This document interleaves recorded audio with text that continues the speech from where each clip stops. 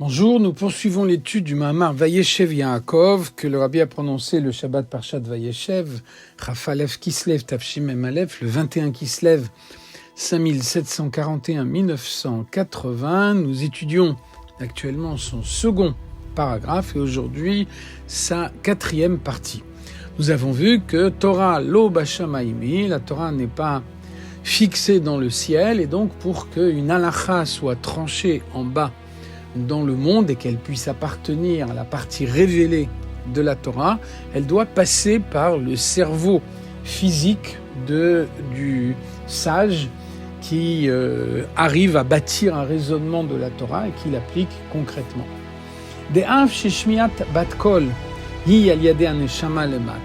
C'est la raison pour laquelle quand il y a une voix céleste qui nous dit de quelle manière la halakha doit être tranchée, on n'en tient pas compte, et bien qu'on pourrait dire que cette voix céleste, elle est entendue par une âme qui se trouve à l'intérieur d'un corps physique, ici en bas dans le monde, et que de cette façon-là, on pourrait dire que Torah lo bashamaimi, la Torah n'est pas dans le ciel, puisqu'on en tient compte ici-bas parce que cette voix a été entendue par un homme en chair et en os.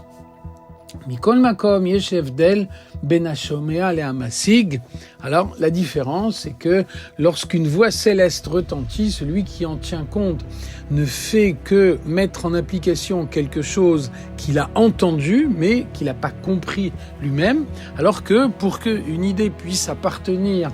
à la partie révélée de la Torah, Niglé, alors il faut que le Chacham ait réfléchi avec son propre cerveau et qu'il soit arrivé à bâtir un raisonnement à l'intérieur de son propre cerveau. Donc il y a une différence entre ne faire qu'écouter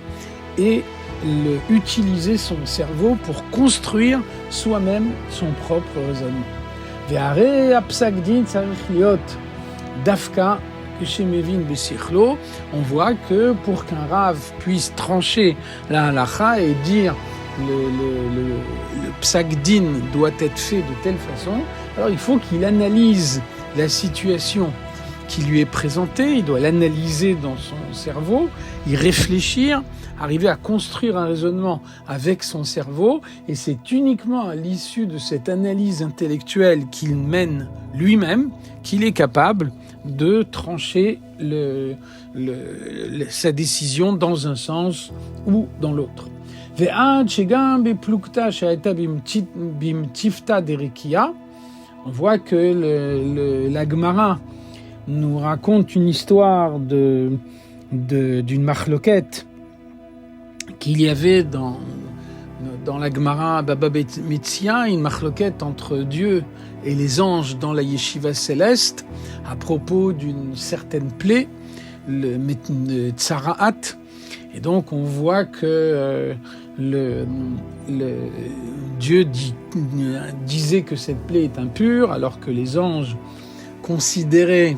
qu'elle était pure. Il fallait trancher la discussion et il était impossible de le faire parce que la Torah ne se trouve pas dans le ciel, et donc c'est ni Dieu lui-même qui viachol, ni les anges qui peuvent trancher la marloquette. C'est la raison pour laquelle les anges ont dit Man nochach, qui est-ce qui peut être présent pour trancher la marloquette? Rabba bar Nachmani, c'est Rabba bar Nachmani, l'un des chachamim qui est considéré comme un des spécialistes, un des experts dans le domaine des Négaïm. Et donc, on l'a fait monter là-haut, et c'est lui qui a tranché la marloquette qu'il y avait dans la yeshiva céleste, Haïnou she'achrat ha'halakha idafka liad neshama begouf lemata, ça veut dire que la halakha ne peut être tranchée que par une âme se trouvant dans un corps physique et qui tranche la halakha en fonction d'un raisonnement qu'elle fait dans son propre cerveau. C'est la raison pour laquelle on voit que par ailleurs, le Rabbi explique que lorsque la yeshiva céleste a fait appel à Rabba bar Nachmani pour trancher